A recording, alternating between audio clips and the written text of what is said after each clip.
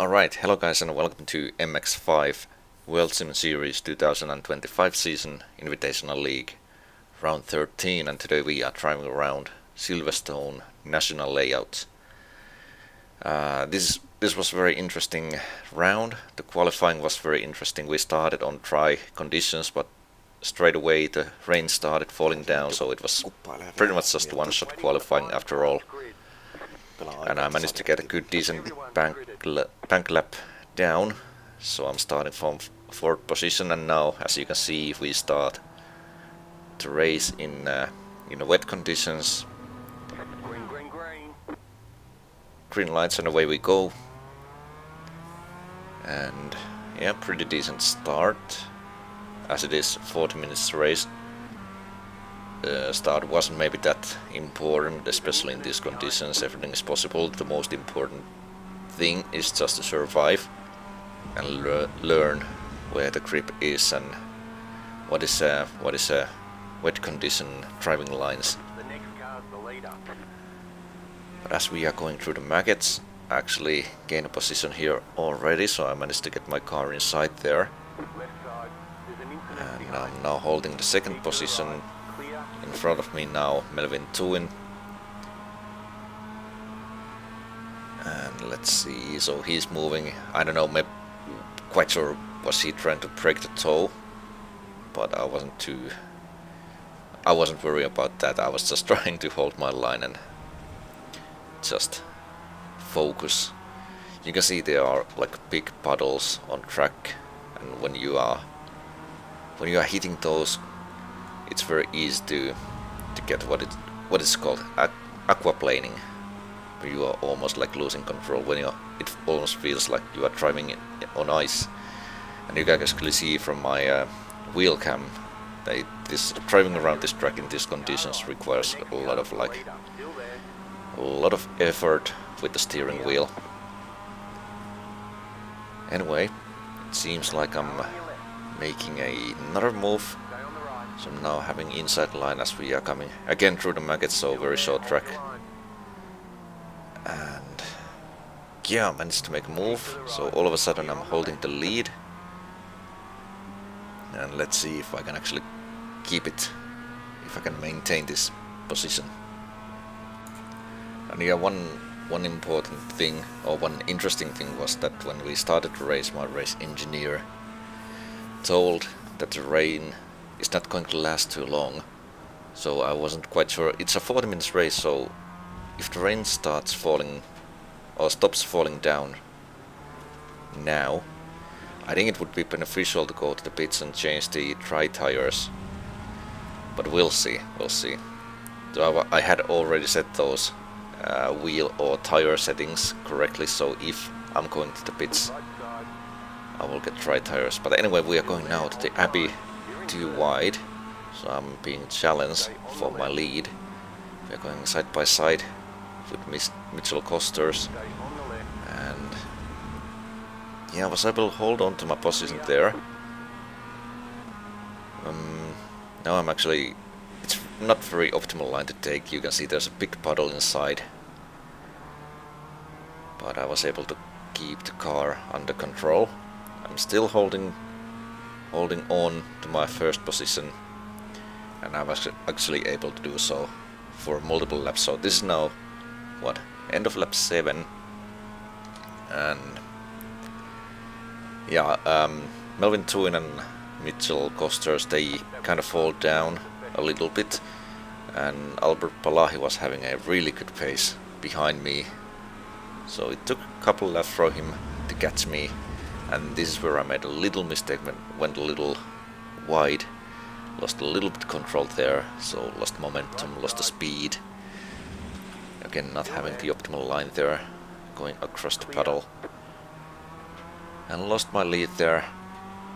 As I knew Albert Palahi is a very fast driver, I just wanted to keep up with him. This is lap 9, and now you can see what it really means to aquaplane, so I hit the pedal inside and pretty much became a passenger there. Luckily though I didn't hit anybody there, but lost my 2nd position as well. So it's now Albert Palahi leading the race, Alexandra Longo having a 2nd position, and then me. Yeah, to be fair, at this point I thought these two guys are going to get away from me, but now this is lap 10, and I was somewhat still keeping up with the guys. And actually, you can see Albert Palahi going sideways there. Maybe Alexander Longo was paying too much attention to him, or maybe he made the same mistake. But I was able to make a double move, and all of a sudden I'm again leading the race. So at this point I started to believe like these guys can make mistakes also. So if I can just keep up with them, everything is still possible. As we are starting lap 11, but it's still a long way to go. Not even halfway through the race at this point. And eventually I did lose my lead again, so it's now Alexander Longo leading the race, Albert Palahi in front of me. But I'm very close to Palahi. Let's see if I can make something to happen. So I guess this is where I move. Yeah, I will move just slightly to the left, but then I will back off. Wasn't too confident on taking that line. I thought maybe it's just better to live to see another day. So to say, also there was a car, which I barely didn't see.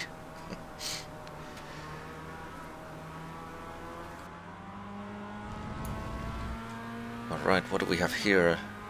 Yeah, we are starting lap 23. I think this is where I'm going to make a move on Palahi. So Palahi is making a little mistake as we are going through the first corner. So the positions were swapping constantly, and honestly I don't even know like who was leading and on which lap and how many laps. But I think we all led the race for multiple laps anyway. So yeah, I was able to get my car in sight there. Let's see if I can maintain this position, as I was having quite a tight line there. So Palahi was maybe having a little more speed through the corner. And as we are coming to this so-called back straight, is Palahi making a dive straight away, or is he settling down behind me? So yeah, I was able to hold this position for a while. Also, the weather was getting a little bit better. As we can see, there are no clouds anymore, except this direction. And now I skipped the lap 27, or we are starting lap 28. You can see the dry line now starting to form up, but at this point in race it wasn't like, it would not have been beneficial to go to the pits anymore and change the dry tires, even if those tires would probably been a little bit faster.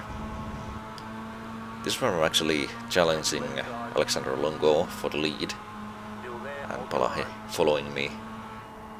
Let's say we are going side by side through this corner, and to be honest, I wasn't fully under control. I wasn't fully controlling my car there, but luckily we were able to go through the corner without any contact. And then instead of gaining the lead, I will make a mistake and get demoted to the third place all of a sudden. So yeah, and we are starting lap 29 soon. However, this is now lap 31, and I made a slightly bigger mistake here, so went very wide, and I wasn't even trying to keep it on track at that point. But eventually, we are soon about to start the last lap of the race, so eventually I did still manage to catch these guys, and we are now starting the last lap of the race, as these two cars are pedaling quite hard, and I was keeping up with them very nicely. So I thought, like, one lap, it's not much, but everything is still possible. And I was following Alexander Longo. I was trying to, I don't know if it really matters in iRacing, but I was trying to drive wet line through the main straight, because I thought maybe that will like cool down my wet condition tires, but not really sure if that will affect the performance of the car anyhow or anyway.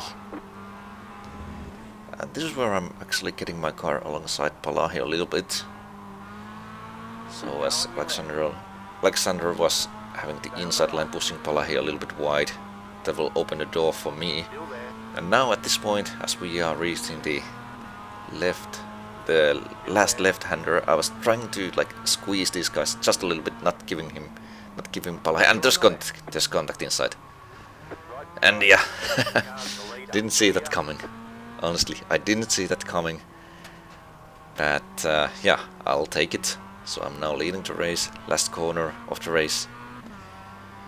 And the first victory of the season for me. First victory in what, 2 years, or over 2 years, so I will happily take it, especially when I wasn't really part of the contact. Of course, not the way I necessarily wanted to get my victory, but hey, it's racing, everything is possible, and that happens. So yeah, very happy after all, and not much else what I can say. So at this point I want to thank you all for watching, and I'll see you next time. Thank you and bye bye.